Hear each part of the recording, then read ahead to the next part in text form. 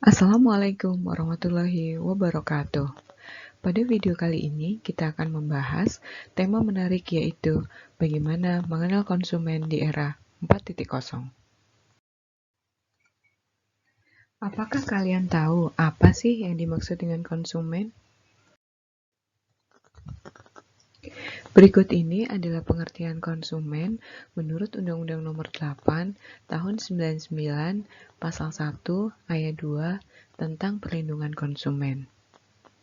Konsumen adalah setiap orang pemakai barang dan atau jasa yang tersedia di masyarakat, baik bagi kebutuhan diri sendiri, keluarga, orang lain, atau makhluk hidup lain, dan tidak untuk diperdagangkan.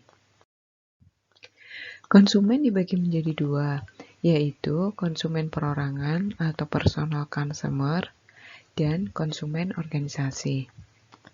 Konsumen perorangan yaitu konsumen yang membeli atau memakai suatu produk, baik barang ataupun jasa, untuk keperluan diri sendiri. Dan konsumen organisasi atau organizational consumer adalah konsumen yang membeli atau memakai suatu produk, baik barang ataupun jasa, untuk keperluan operasional organisasi tersebut. Misalnya, perusahaan yang membeli bahan baku atau keperluan lain agar perusahaan dapat beroperasi. Contoh konsumen organisasi yaitu distributor, agen, ataupun pengecer.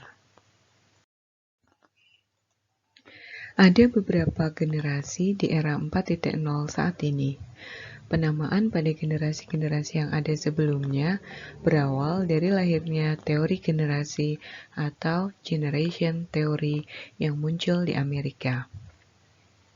Jika mengacu pada demografi dari generasi-generasi tersebut, ada 5 generasi di dunia yang masih eksis.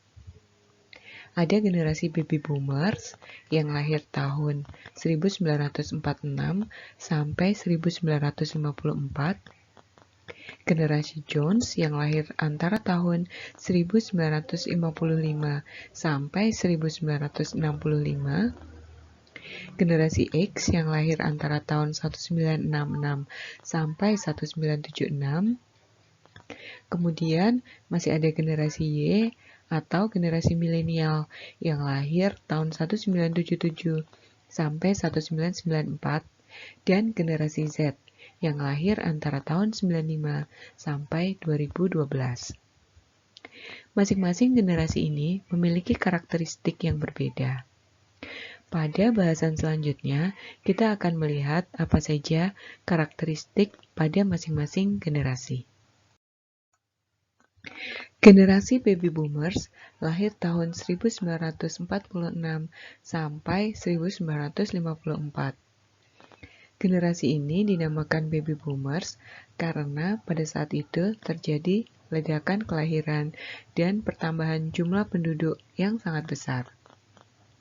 Generasi ini usianya sekitar 65 sampai 70 tahunan. Generasi baby boomer memiliki ciri-ciri. Yang pertama, berorientasi pada misi dan layanan. Yang kedua, mereka menyukai kerja keras. Yang ketiga, mereka sangat giat bekerja. Dan yang keempat, mereka memiliki sifat yang independen.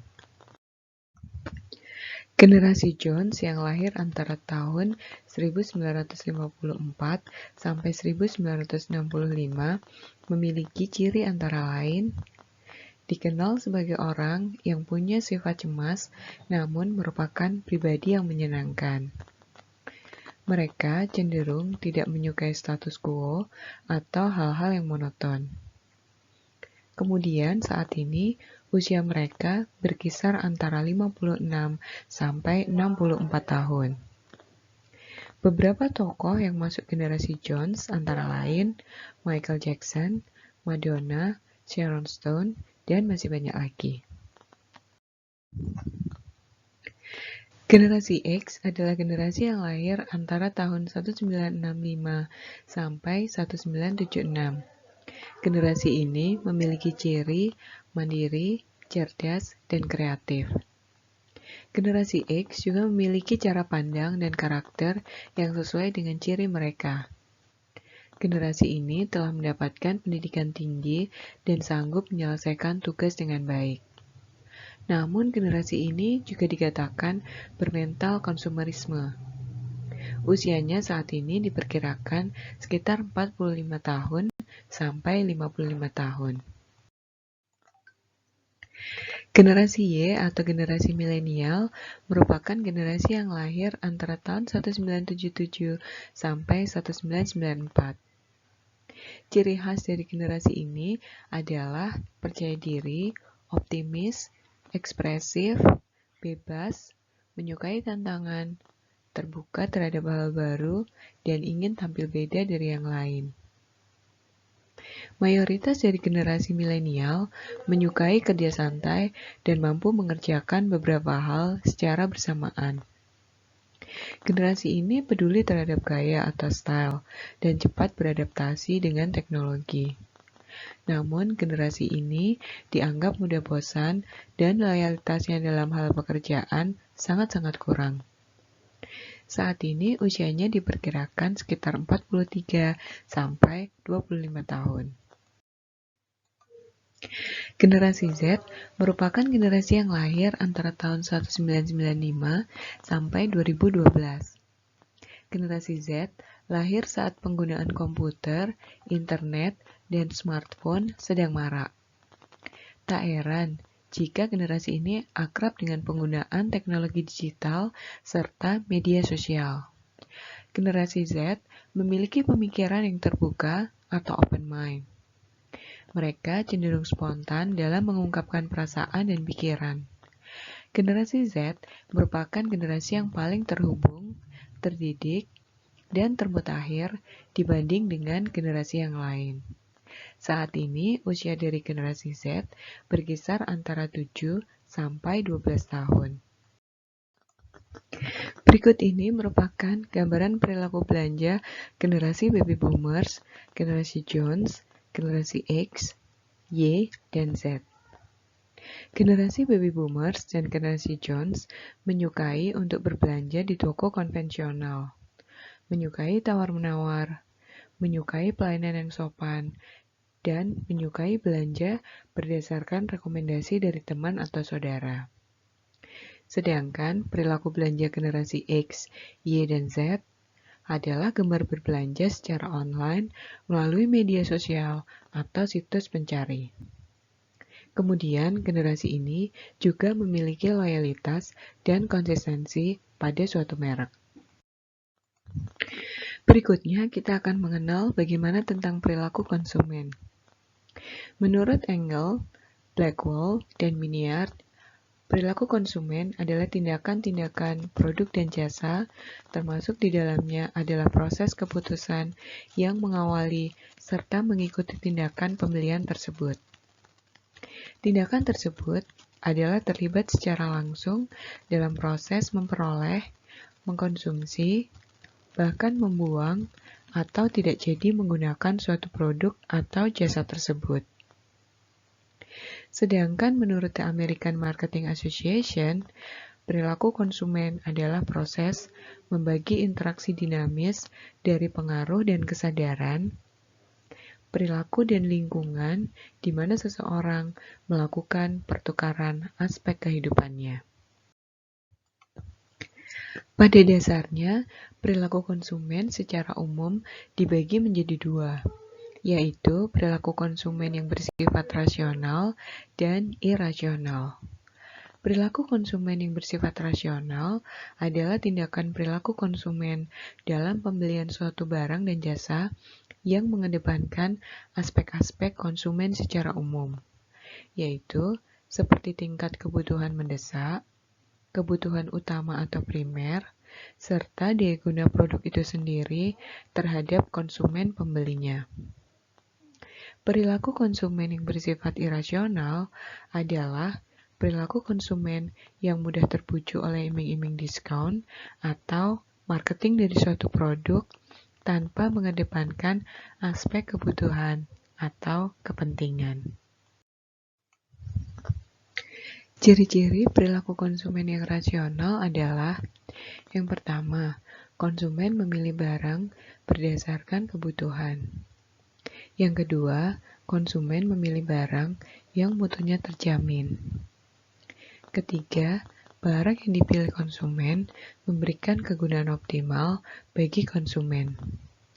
Dan yang keempat, konsumen memilih barang yang harganya sesuai dengan kemampuan konsumen.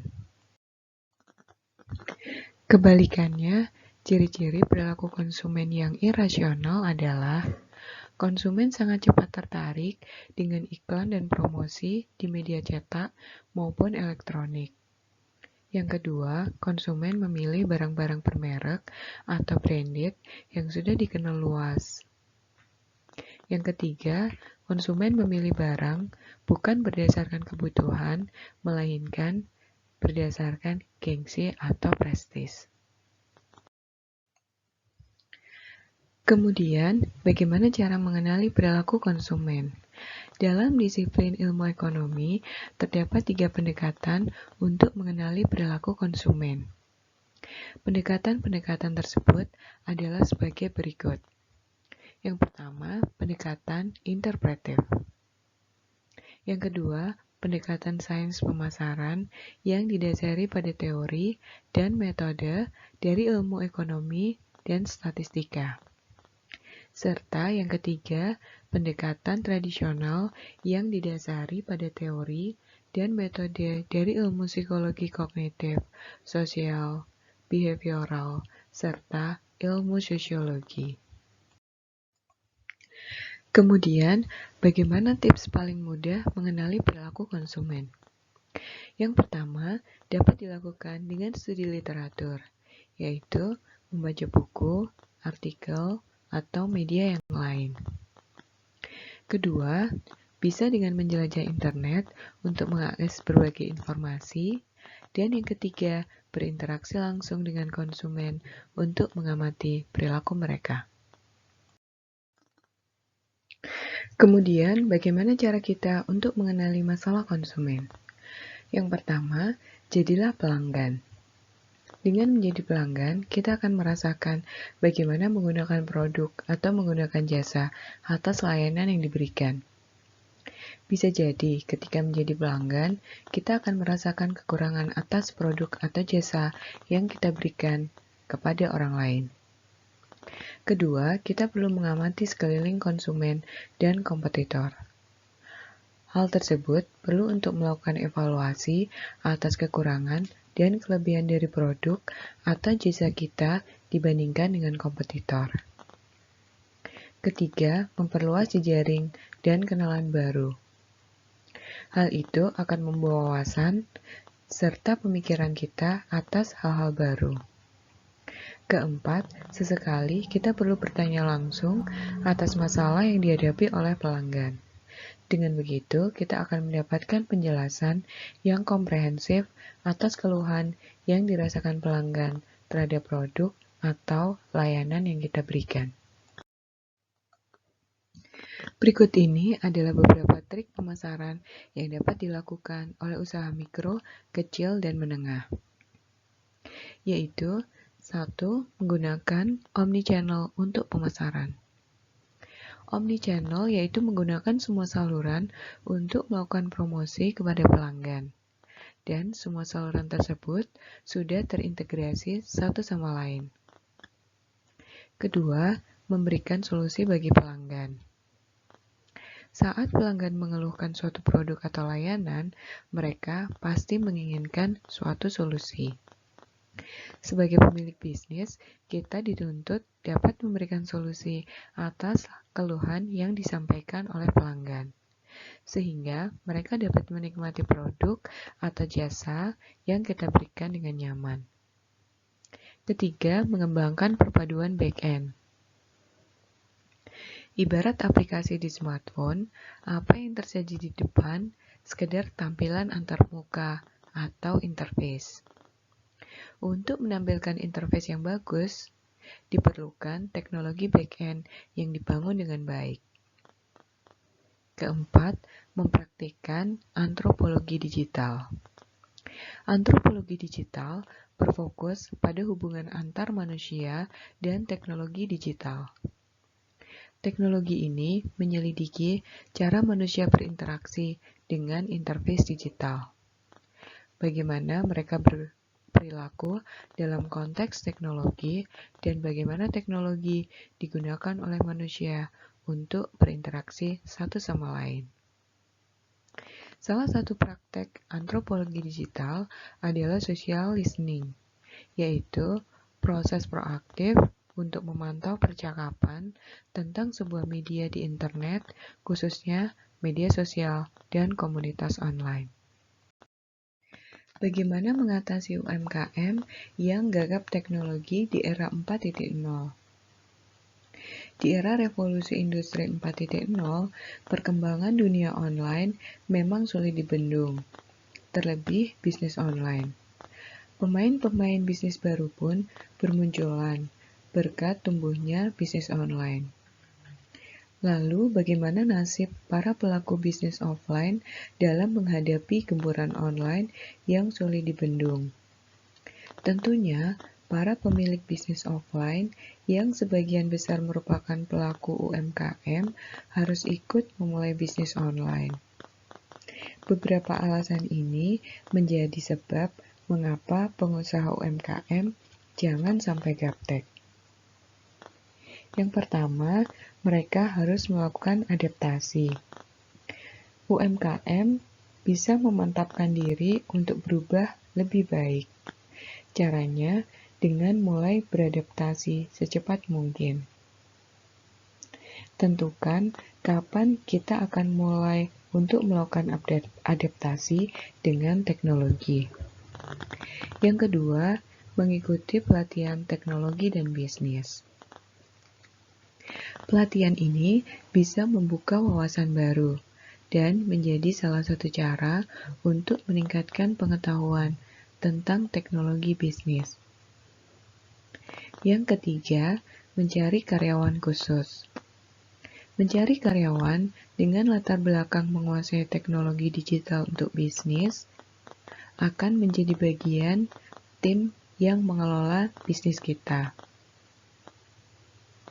Dengan mempekerjakan karyawan khusus, kita juga bisa sambil belajar mengenai teknologi digital. Yang keempat, menambah wawasan baru tentang bisnis digital. Jika memungkinkan, kita bisa mulai belajar praktik dengan panduan tutorial dari media online YouTube. Beberapa hal yang bisa dilakukan untuk mempersiapkan bisnis memasuki era digital. Yang pertama, membuat blog, toko online, atau website. Yang kedua, mulai mengaktifkan penggunaan sosial media. Dan yang ketiga, memanfaatkan marketplace untuk melakukan penawaran barang atau jasa kepada konsumen kita. Demikianlah video kali ini tentang bagaimana mengenal konsumen di era 4.0. Sampai jumpa pada bahasan berikutnya. Semoga bermanfaat. Wassalamualaikum warahmatullahi wabarakatuh.